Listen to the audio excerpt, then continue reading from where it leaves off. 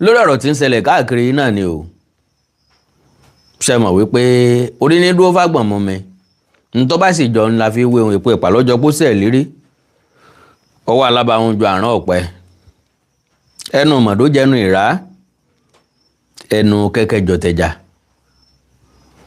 àwọn alákatakítí ẹ̀sìn ńlá fi wó ní sùnmọ̀mí ńlá fi wá àwọn ajínigbé tó gbòde kan ọ̀dà ọ̀pọ̀lọpọ̀ àwọn èèyàn tí wọ́n jí gbé ni wọ́n ti ń sọ fún wa ọtọ́dún 4 ọtọ́dún 5 sẹ́yìn báwọn fúlàní tí ń jí wa gbé kìí ṣe fúlàní ilẹ̀ yìí bó bá já àwọn tí ń fẹ́ràn jẹko fúlàní ilẹ̀ yìí nù ṣùgbọ́n àwọn tí ń jí wa gbé tí ń béèrè ransom wọn ni wọ́n ṣe fúlàní ilẹ̀ yìí bó bá ní fúlàní ilẹ̀ yìí nínú a jẹ́ pé ìkọ̀ọ̀kan ni yóò jẹ́ ẹ jẹ́ kí n dẹ̀ tún kí wa pé a kú òjò atura o òjò yóò tù wá lára o ọ̀rìnrìn tí wọ́n mọ ilé iná máa ń pè ní weather for two àbíbò ní tó sìn weather for two náà pé àsìkò yìí ni oyún máa ń pọ̀ ẹ bá ní tí ó fún wọn jẹ àsìkò yìí lóyún máa ń pọ̀ tọkọ-tìyàwó ọ̀rọ̀ láǹfààní àti ìfararora wọn dáadáa wọn ní káró mọ́ ooru mára tọ́dà kí ló gbé mi wá gangan sánsan mufti wò ó lọ sọ̀rọ̀ kan ó ṣàlàyé bí àwọn ajínigbé ṣe bí wọ́n ṣe jẹ́ níbi tí wọ́n ti wá mo wá ní oníkìláàkì bá ń gbọ́rọ̀ la lè fọ̀rọ̀ lọ bó ògùn bá jí wọn afọ̀rọ̀ ẹnu tí wọ́n làdó gbogbo ọ̀rọ̀ tí bá ń du akèrèǹgbè odò ni ó tú fún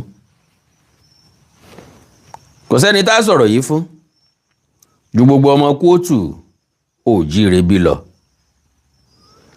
lórí wípé kókókó làrán fàdí tí ọ̀rọ̀ tó sì sojú ìlú ọ̀farasin àwòtá bá ṣe nu ẹnìkan ní ìjáwó ẹ jẹ́ kí n sáré bẹ̀ yín bí kẹ́ ẹ bá mi pín prógráàmù yìí kó délé kó dóko kó dẹ́sẹ̀ kúkú kó dọ́nà jíjìn káwọn tó yẹ kó gbọ́ kí wọ́n gbọ́ kó lè débi tó yẹ kó dé ká lè jọ wá gbó dẹ́kun fún ìṣẹ̀lẹ̀ tí ń ṣẹlẹ̀ nílẹ̀ káàárọ̀ òjíire bí because kì í dé bá ní ayé rí gbọ̀ngbọ̀n ní kan lọ́rọ̀ ó sì bà mí kò dùn mí àní fi wẹ́ni tí ọ̀bà rárá o ìdí ni pé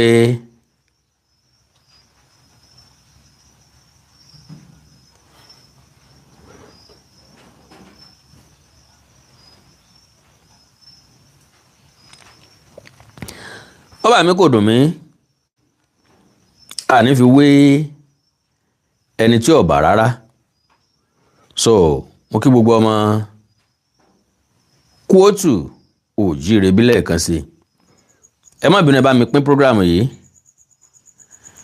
ẹ jẹ́ ó délé kó dóko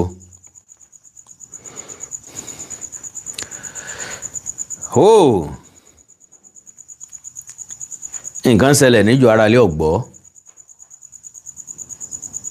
mẹ́wàá ń ṣẹlẹ̀ ní dúníyàn ilẹ̀ Yorùbá ti wà nínú ogun kọ́lọ́n ọjà àjà alájàyè kọ́lọ́n mú aborí ogun ọ̀tá tó yí wa ká olórin kan lọ́kọ́ ń jò ní ogun yìí kì í ṣe tèmi ogun yìí kì í ṣe tèmi ogun yìí kì í ṣe tèmi ṣùgbọ́n t'Olúwa Ọlọ́run àwọn ọmọ ogun ni ogun tó yí ọ̀ká ọ̀rẹ́ mọ́ bẹ̀rù sádùró jẹ́ bóyá ogun àgàn ni ọba tó gbọ́ tí àná tó sọ àná dọlọ́mọ abá ò ṣe é ságbà gbọ́ ogun ayé rẹ̀ ò mọ́ ní t'Olúwa Ọlọ́run àwọn ọmọ ogun ni ogun yìí kì í ṣe tèmi ogun yìí kì í ṣe tèmi ogun yìí kì í ṣe tèmi ṣùgbọ́n t'Olúwa Ọlọ́run àwọn ọmọ ogun ní ìlú Nàìjíríà tówú ọba ọ̀run kìí ṣe tẹ́ ó fi kú sínú ìyàn yìí o. Ìrántí Samaria, orílẹ̀-èdè ńlá, àràbò ti tóbi tó, ìyàn náà mú níbẹ̀ débi tí wọ́n ń pọ̀ ọmọ jẹ. Ṣùgbọ́n Ọlọ́run wa ó wòlẹ̀ látọ̀run wá, ó yí ìgbà wọn padà, wọ́n ń jẹ wọ́n tún ń mu.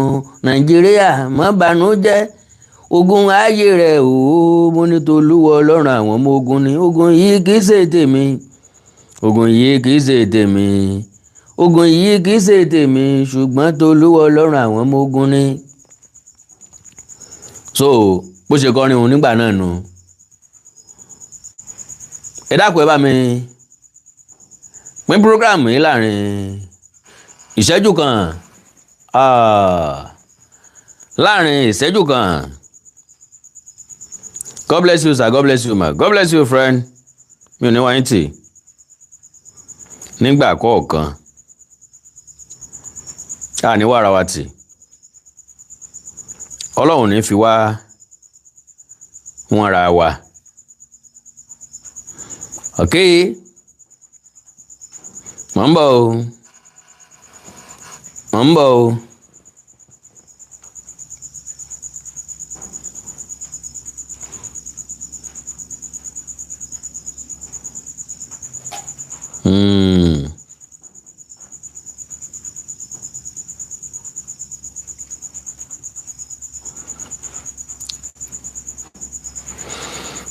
All right, pápápá la máa ṣe. Kí ló dé? Àwọn èèyàn mi ò tíì wọlé lórí YouTube. Ẹ jẹ́ kí n dọ́gbọ́n dúró dè wọ́n díẹ̀. Kí ló dé? Ṣé nẹ́tíwọ̀kì ni? Ṣé yẹ kí wọ́n ti wọlé? Bàbá mi share program yìí.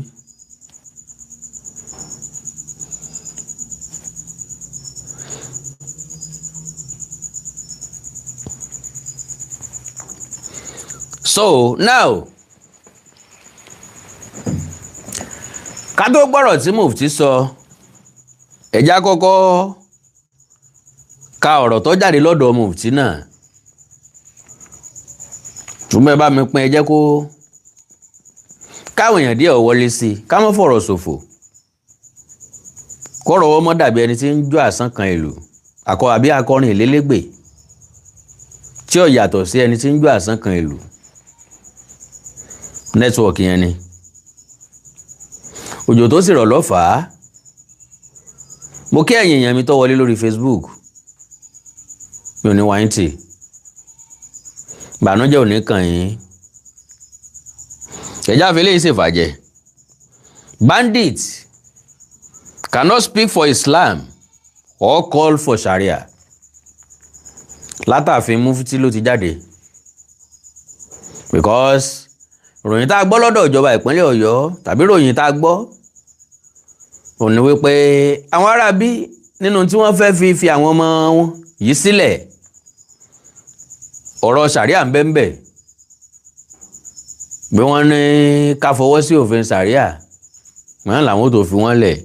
Àwọn tí ń bẹ́nu àhámọ́ sọ wípé kò sí ń tọ́jọ́, pé wọn ò fìgbà kankan béèrè bẹ́ẹ̀.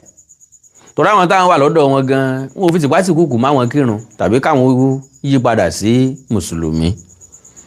So one, it is both surprising and misleading to hear claims that bandits and criminals are demanding Sharia.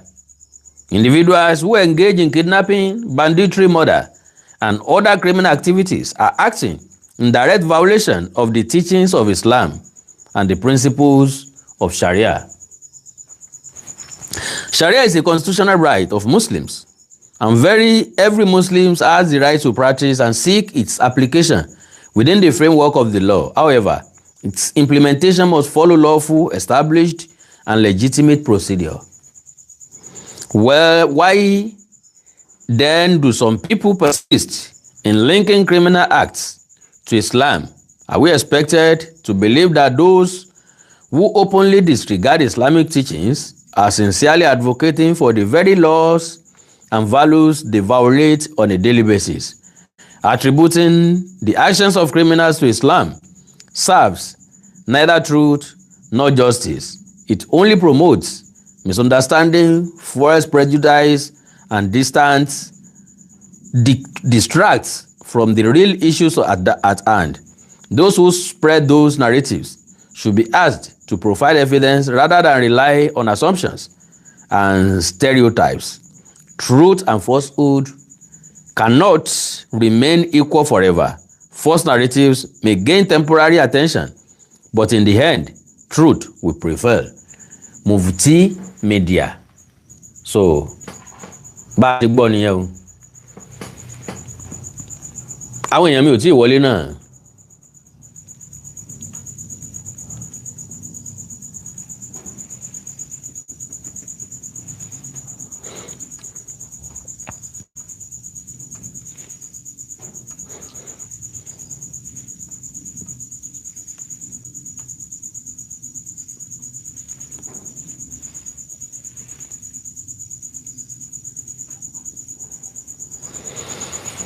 So, níbo ni àwọn èrò mi lọ? Níbo ni àwọn èèyàn mi lọ?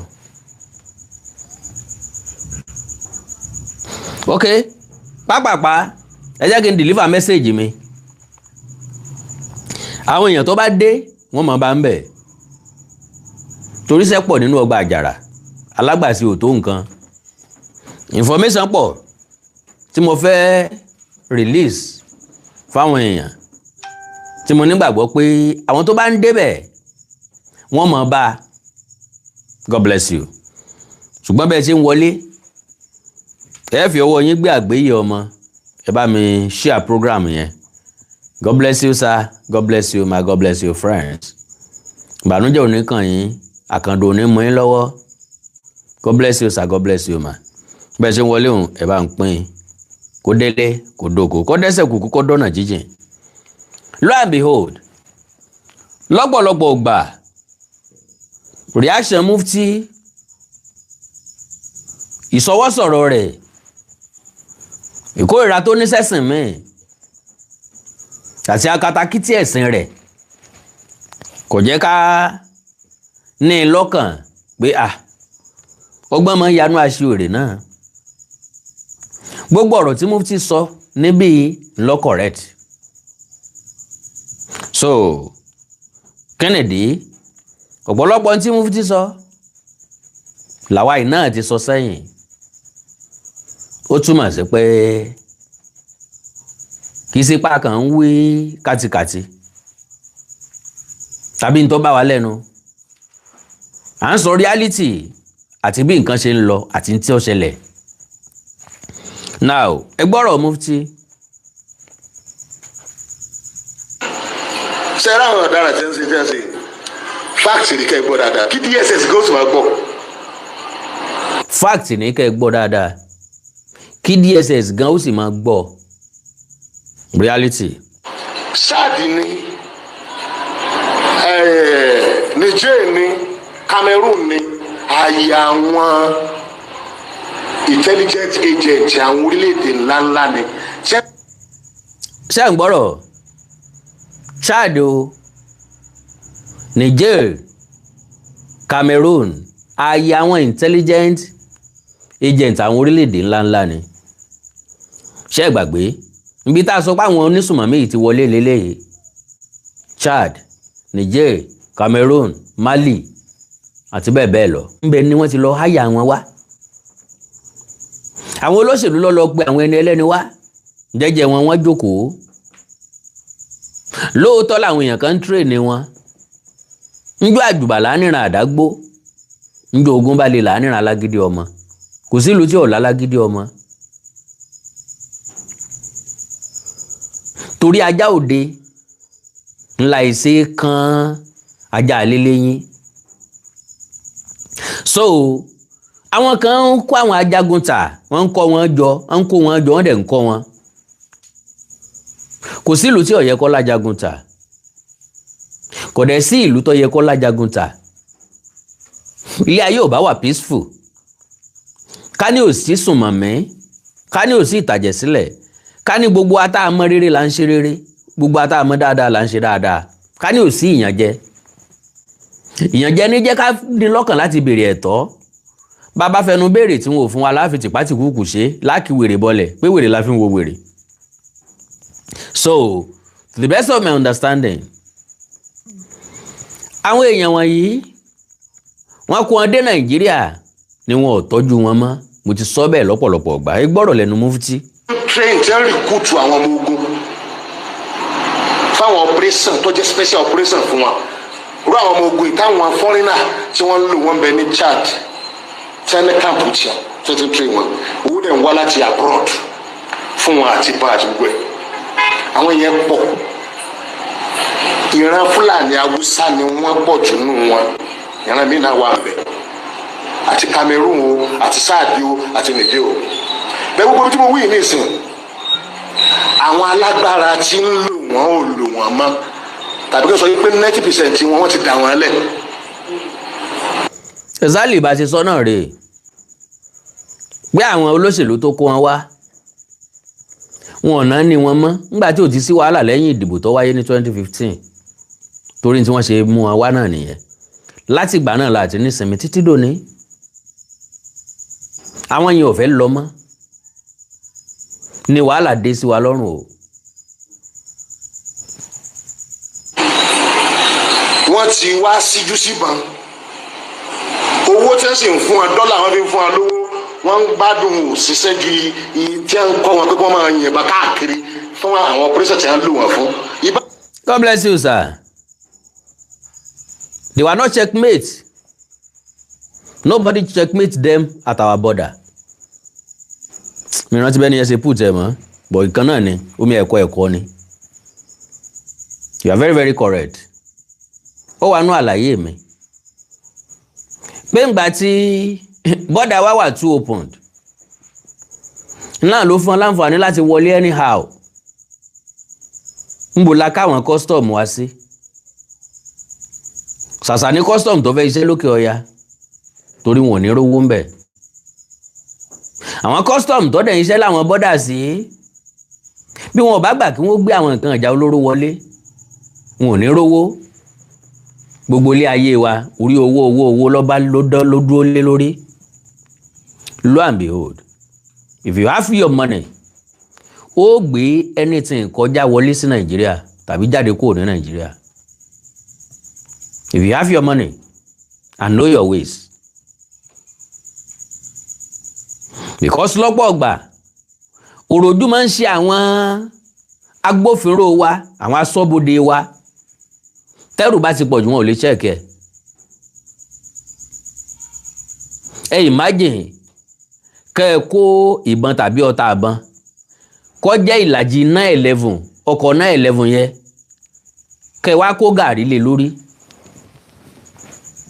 Àwọn aṣọ́bodè ò lè sọ gbogbo gàrí yẹn kalẹ̀ kan wò sàlẹ̀. Ọlọ́pàá ò lè ṣe sọ́jà kankan ò lè dúró oró ẹ̀ torí pé ọ̀pọ̀lọpọ̀ mọ́tò ló fẹ́ kọjá tí wọ́n fẹ́ gba ẹ̀gúnjẹ lọ́wọ́ wọn. So ńgbà tó sì jẹ́ wípé bọ́dà tiwa àwọn ológun tiwa wọn ò ní àwọn nǹkan ìgbàlódé tó lè dictate tí wọ́n kàn gbé kọjá lára mọ́tò tí ó dẹ̀ dún pé nǹkan kan bẹ́ ń bí o nǹkan kan bẹ́ ń bí o nǹkan kan bẹ́ ń bí o. Bẹ́ẹ̀ bá fẹ́ wọ airport wọ́n fi nǹkan yẹ̀yìn lára wò ṣé gbé nǹkan kan sára. Kí ló dé tí gbogbo orú nǹkan báyìí ò lè wà ní bọ́dà wa. Ń gbọ́ pé tó fẹ́ wọlé tàbí tó fẹ́ jáde náà là ń yẹ̀wò ní airport. Kí ló dé tá a lè yẹ ní tó fẹ́ wọlé àti tó fẹ́ jáde wò ní bọ́dà wa. Láyé ìgbà kan tí wọ́n máa ń kó mọ́tò tòkunbọ̀ wọlé ní dìrókò ẹni tó fẹ́ kó mọ́tò for example ẹni tó fẹ́ kó mọ́tò 30 40 50 tó fẹ́ kó wọlé lẹ́ẹ̀kan ṣoṣo ẹ ti kọ́kọ́ páàkì gbogbo ẹjọ́ sí gọ̀lọ̀ ìyẹn níbodè Kútọ́nù ẹ wá sí bọ́dà ẹ lọ rí àwọn custom ẹ lọ rí ọ̀gá wọn ẹ sọ iye ọkọ̀ tẹ́ fẹ́ kó kọjá wọn ó sì gbowó lórí ẹ̀. Àwọn ọkọ̀ yẹn ń gbà yẹn wò kì í ṣe duty ẹ̀ wọ́n ń ṣe duty ẹ̀ irú mọ́tò bẹ́ẹ̀ làwọn custom tó máa ń padà gbà láàrin ìgboro ńgbà míì tàbí náà máa lé káàkiri. Ṣùgbọ́n ní ìsìn tó jẹ́ pé Èkó ni mọ́tò ń gbà wọlé kò sí mọ́tò tí ó gbé kó wọlé tí ò ní ṣe duty ń làwọn custom òfin ríṣẹ́ ṣe dàbí aláràmọ́ ní tí wọ́n ń jẹ́ ń Kútọ́nù nù. Kò sí custom tó wà ń Kútọ́nù ńgbà náà, kò sí custom tó wà nídìí ìrókò bọ́dà tí ọ̀yọ́kùn mo bá kan gbé lẹ́nu wọn torí èmi náà gbé sáìdì ibẹ̀ ń rí. Ó nìkan ni wọ́n ń tan jẹnrétọ̀ nù ilé wa ó nìkan ni o, ọmọ Haúsá sì ni yóò tan jẹnrétọ̀ látàárọ̀ dálẹ́ ni tí ó bá ti lọ bí iṣẹ́. Òun ló jẹ́ kó yé wa wípé òun yìí fọwọ́ kan sálárì òun. So ibẹ̀ yẹn kọ́ là ń lọ, ibi tá à ń lọ ni wípé kò sí àbójútó tó dáa láwọn ẹnu olóró wa. Ṣé Bọ́lá Ahmed Tinubu ò rí nǹkan kan ṣe sílẹ̀ rí ni? Báwọn ìjọba tó ti wá sẹ́yìn ò bá rí nǹkan kan ṣe sí. Tẹ́ bá gbàgbé nígbà tí wọ́n ti bọ́dà ní South West, wọ́n ṣí bọ́dà Òkè Ọya lẹ̀. Níbi táwọn Haúsá Fúlàní wà too desperate dé, wọ́n kó èèyàn wá láti Chad kó wá ṣe registration NIN ní Nàìjíríà. Wọ́n kó èèyàn wá láti Niger kó wá register fún voters card. Nígbà tí ẹnu bodè ti wá tí ò sí ilẹ̀kùn ń bẹ̀, gbàyà olóṣì sílẹ̀. Nígbà tí ráìsì wọ́n ní gbogbo South ń gbé, wọ́n ń gbé ráìsì wọlé ní North ní Chad, border Chad àbí nǹkan kan, wọ́n ra ráìsì wọlé ń bẹ̀, wọ́n ń gbé nǹkan jáde ń bẹ̀. Odidi ààrẹ orílẹ̀-èdè yìí kò ṣe rélùwé sáàrin ìgboro Nàìjíríà o, ó ṣe rélùwé láti Nàìjíríà dé Niger. Ibi tá a bára wa nìyẹn pàápàá pàjáre. ń bẹ lọ́wọ́ wọn ọ̀gbà kó lọ́wọ́ wọn oríṣi wẹ́pọ̀. Ó ní ìbọn ń bẹ lọ́wọ́ wọn ńgbà tí wọ́n kó wọn wá tán, ìbọn ń bẹ lọ́wọ́ wọn ọ̀gbà kó lọ́wọ́ wọn ńgbà tí wọ́n ṣiṣẹ́ tán, wọ́n àti ẹ̀wà àríṣẹ́ òun ṣe. Olóríṣiríṣi nǹkan ìjà olóró ló wà lọ́wọ́ wọn, wọn ò gbà kó lọ́wọ́ wọn padà. ń bẹ lọ́wọ́ wọn ọ̀gbà kó lọ́wọ́ láti ń lò wọ́n ẹjẹ́ fẹ́ lápẹ̀dúwé níjẹ́ èlé France kó ń bẹ̀ wọ́n France láwọn ti ẹ̀tọ́ train. Niger wọ́n ti lé France kó lọ́dọ̀ wọn páwọn ò fẹ́ France mọ́. According to him, France dẹ̀ láwọn tó ti train kalẹ̀ fún àwọn nǹkan yẹn. Ṣé France yóò kó àwọn yẹn dání lọ sílùú wọn padà ni? Tí wọn bá wá kó wọn lọ padà, ibo làwọn èèyàn yẹn wà? Iṣẹ́ ìwo ni wọ́n mojú ẹ̀ tí wọ́n mọ̀ ṣe? Ṣé sí àgbẹ̀ ni? Àbókò ríro? Àbójà títà? Ẹni tí ọ̀kọ́ sí okòòwò tó jẹ́ pé òun ọ̀mọ̀jú kọ́ mọ bábọn sùn kọ́ mọ bábọn jí lọ. Yọkàn máa yẹ̀bọn ẹ̀wò lójoojúmọ́, yọkàn tó máa gbé kabẹ̀ no now. Àdá tá a bá lò yóò di pẹ̀tà ni, ọkọ́ tá a lò yóò mú pẹ̀tà ni, síbí tá a fi jẹun yóò mú pẹ̀tà ni, àrò tá a dáná bẹ̀ yóò tutù ni. Àbí kílẹ̀ pé mo wí? So kò sẹ́ni tí ó fẹ́ kí nǹkan owó gbélẹ̀ làwọn eléyìí fún wa wò pé irinṣẹ́ ní ń bẹ lọ́wọ́ àwọn, irinṣẹ́ ńlá ni àwọn ò gbọ́dọ̀ gbé jókòó dandan ní káwọn ò fi ṣiṣẹ́. àlẹ́ ìrí gbogbo African country tí wọ́n lé àwọn pípù yìí wọ́n làwọn ò fẹ́ fọ́rínà mọ́, gbogbo ibi tí wọ́n ti ní wọn ò fẹ́ fọ́rínà mọ́, àbí kí fọ́rínà bá wulẹ̀ wà country àwọn bíi Nàìjíríà ò ní ìdí fọ́rínà. Láyé Yar'Adua àwọn try láti wá ní military base níbí, ìjọba wa ọgbà, house wa ọgbà, gọ́ọ̀mẹ̀ntì ọgbà, gbogbo àwọn orílẹ̀-èdè báyìí náà ti máa ń lorú àwọn wọn pé ẹ lọ máa dà wọn láàmú kí wọ́n lè máa wárán lọ́wọ́ àwọn orílẹ̀-èdè ayé. Ǹjẹ́ mọ̀ pé reality ni máa yìí sọ?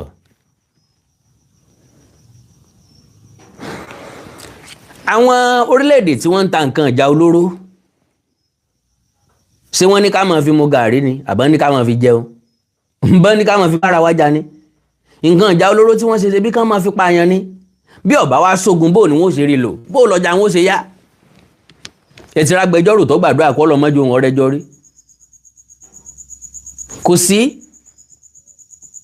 So àwọn náà ni ó kó nǹkan ìjà lé wọn lọ́wọ́, ẹ lọ́mọ dàrú. Mà tó bá dàrú gùdùgùdù tí wọn ọ̀rọ̀ náà bá yọ, wọ́n wá pè wá pé ká wá gbà wọn kalẹ̀. Gẹ́gẹ́ bẹ́ẹ̀ lèmi àtẹ̀yìn ṣe ń clamor. Ẹ má jà fi gbéraga ṣe jàre, ẹ jẹ́ kí president ó consult àwọn Amẹ́ríkà, ẹ jẹ́ kí wọ́n pe China, bí wọ́n bá ní ìdí ẹ̀bùn wọn kan sọ fún wọn, kí wọ́n bá wa ṣe lè, kí wọ́n bá wa ṣe tọ̀hún. Èmi àtẹ̀yìn gbàgbé wípé ajá kankan ò torí olówó ẹ̀ ṣọdẹ bá Amẹ́ríkà ó bá ràn wá lọ́wọ́ wọ́n gbé a sí condition wo lọ́wọ́ afẹ́fọ́ wa rí tí wọ́n ò tún fi fìnira kún ìnira fún wa bàbá ìgbà Amẹ́ríkà láàyè kó ní bẹ́ẹ̀sì ọmọ ológun nílẹ̀ yìí kò sí fọ̀kànbalẹ̀ mọ́ because wọ́n mọ̀ tí ọ̀dọ̀ wa sọ̀kù síbì kan àwọn tán bá sọ̀kù tán bá tọ̀dọ̀ wa sọ̀kù sí àwọn náà ò ní ṣe láì mọ́ sọ̀kù sọ́dọ̀ wa padà. Amẹ́ríkà àti Israel ló kó wàhálà tí wọ́n bá Qatar ni wọ́n kó bá Saudi Arabia ni wọ́n kó bá Dubai ńgbà tí wọ́n sọ̀kù sí Iran dẹ̀ wò pé bá pa ò bá kàtì apá mọ́ kásẹ̀ pẹ́ gbogbo bíi Amẹ́ríkà ní military base sí wọ́n gbàdo olóró bẹ́ẹ̀ ẹ̀yin náà fi ìlera lè rálẹ̀ yìí Iran ò tóbi ṣùgbọ́n Iran jẹ́lu tó lágbára agbára kí ni Nàìjíríà ní ṣe wogun Iran ẹ wogun Amẹ́ríkà ẹ wogun Israel ẹ ti rí bàálù tí máa ń su àdó olóró tí ó kàn máa yàgbé àdó olóró kalẹ̀ báyìí wọ́n kàn máa lọ náà ní oyè ó kàn máa yàgbé àdó olóró ibi igbó tí kọ̀ọ̀kan bá bà ayé wọn ti ta kò sẹ́ni tó fẹ́ jẹ Nàìjíríà run tó ní ìdíjúrú bàálù mẹ́ta bẹ́ẹ̀ lọ yes bàálù yẹn ò gbọ́dọ̀ kọjá láàrin Èkó lọ bọ̀ látàárọ̀ dálẹ́ kí gbogbo Èkó ọmọdé rú Amẹ́ríkà ní tí wọ́n fi mú àdó olóró Israel ní tí wọ́n fi mú àdó olóró Iran ní tí wọ́n fi mú àdó olóró China ní tí wọ́n fi mú àdó olóró tó yí jẹ́ pé tẹ́ bá jù sọ́dọ̀ wọn kíní ọ̀hún hàn lójú ọ̀nà mọ́mẹ́ǹtì tẹ́ ti rìlíìsì àdó olóró lónà ó ti dìde láti ibi tó wà yóò lọ pàdé ẹ̀ lójú ọ̀nà kò ní jó dénú ìlú débi tí ó ṣèlú níjàmbá lu àǹbẹ̀hò Nàìjíríà ò ní kankan bẹ̀ o agbára kọ́bọ̀ kò sí lọ́wọ́ wa ẹ̀rí gbà tán ra jẹ́ẹ̀tì mẹ́rin àbí márùn-ún fighter jet mẹ́rin àbí márùn-ún ṣèkọ́lẹ̀ ń ṣàjọyọ̀ ẹ lọ wòye fighter jet tí Amẹ́ríkà ní ẹ lọ wòye tí China ní ẹ lọ wòye tí Japan ní ẹ wòye tí Iran ní ẹ wòye tí Israel ní. So àwọn wọ̀nyí wọ́n wà nínú àwọn tí ń dá wàhálà lẹ̀ káàkiri ilẹ̀ aláwọ̀ dúdú Áfíríkà wọn ò fẹ́ kí ìsinmi ó wà níbi kankan wọ́n bá ti dá wàhálà lẹ̀ ń bí wọ́n búgà sí ni owó làwọn ná àwọn tí ń jà yí àwọn kan ló fi wọ́n lọ́kàn balẹ̀ àwọn tí ń jìyàn gbé àwọn kan lọ́rán wọn ń ṣẹ́ dojúmọ́ ni wọ́n sì ń wọlé sílẹ̀ Yorùbá wọn ò rọ́nà láti lọ sí South East mọ́ àwọn Niger Delta ò fún láǹfààní láti wá mọ́ ilẹ̀ Yorùbá ló kù lọ́rọ̀ wọn.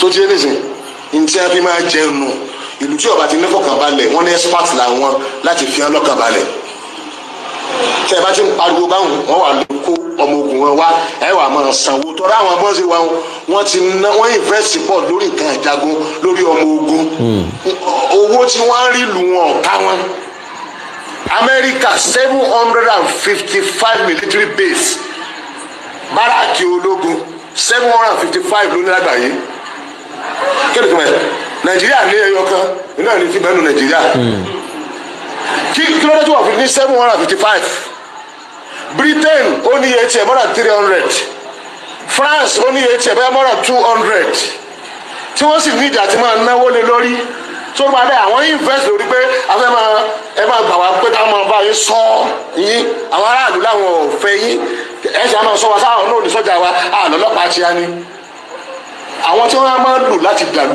lùrú àbí bí wọ́n parọ́ pé kankan ṣẹlẹ̀ kò dé ṣẹlẹ̀ àbí wọ́n fẹ́ jẹ́ káwọn èèyàn mọ̀ pé.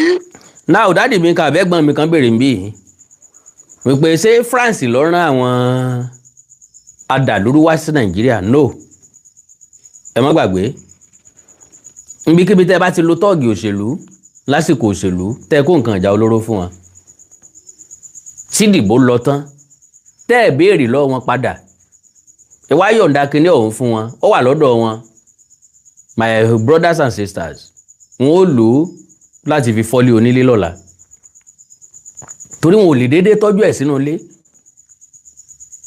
so gẹ́gẹ́ bẹ́ẹ̀ ni nǹkan tẹ́ni ń sọ àwọn tí France ti train kalẹ̀ pé wọn ó lò ṣùgbọ́n tí wọn ò láǹfààní àti lò ńgbà tí Nìjẹ́ sọ pé kí France ó máa lọ lù wọn àwọn ò fẹ́ wọn mọ́ wọ́n padà lo nǹkan tó wà lọ wọn.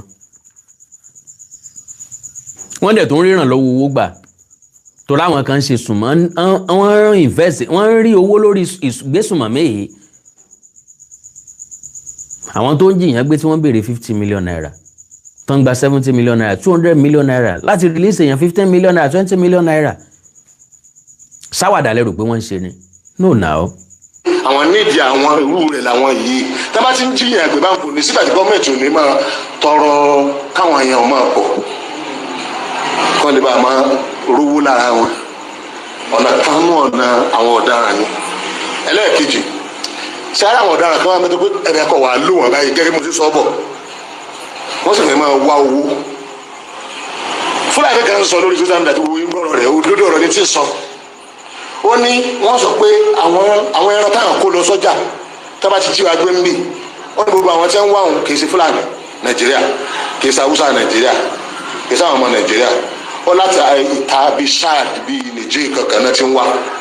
Ó ní kódà tí wọ́n máa ń pè tó ní wọ́n máa jí Fúlàní náà gbé bẹ́ẹ̀ ni ó ní tí wọ́n máa ń pè àwọn máa ń gbọ́ tí wọ́n máa ń sọ yìí pé àwọn ẹran táwọn kó lọ sọ́jà táwọn bá ti tà àwọn bọ̀ wálé wọn ní wọ́n tó máa ṣàdúrà fún pé dáadáa ní èdè o àwọn bí àwọn ọmọ tí wọ́n kó ìlera tí wọ́n wí tí wọ́n bá ti sanwó wọn owó làwọn fún wọn máa lé fún lu wọn ẹ lọ wọ dáadáa àwọn ajagun ta ni. Now my problem is this.